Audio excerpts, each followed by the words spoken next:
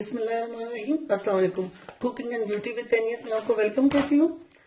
आज हम बनाने जा रहे हैं विटामिन सी सीरम, जो कि हर मौसम में आपके हाथों को नरम, मुलायम और शफाफ रखता है और आपके स्किन को बहुत ज्यादा चमकदार और ग्लोइंग बनाता है। आप इस सीरम को बनाकर किसी छोटी स्प्रे बॉटल में रख लें और जिस वक्त भी आपको हाथ मुंह आप धोएं और उसको अप्लाई करें तो आप देखेंगे कि आपकी स्किन किस कदर खूबसूरत, नरम, मुलायम और चमकदार होगी। इसके लिए हमें फ्रेश एलोवेरा के 1 या 2 लीफ चाहिए होंगे। इसका जेल हम निकाल लेंगे।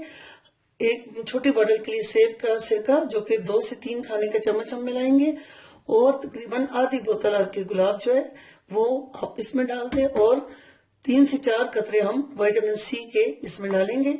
और आए हम बनाते हैं अब अपना सीरम। हमने एलोवेरा का जेल निकाल लिया है, ये हम डाल देते हैं इसमें। सेब का सिरका 3 चम्मच ये डाल देते हैं। हाफ जो छोटी बोतल है रोज वाटर वो हम डाल देते हैं। 3 से 4 कतरे हम इसमें विटामिन सी की डाल देते हैं और इसको अच्छी तरह ब्लेंड कर लेते हैं।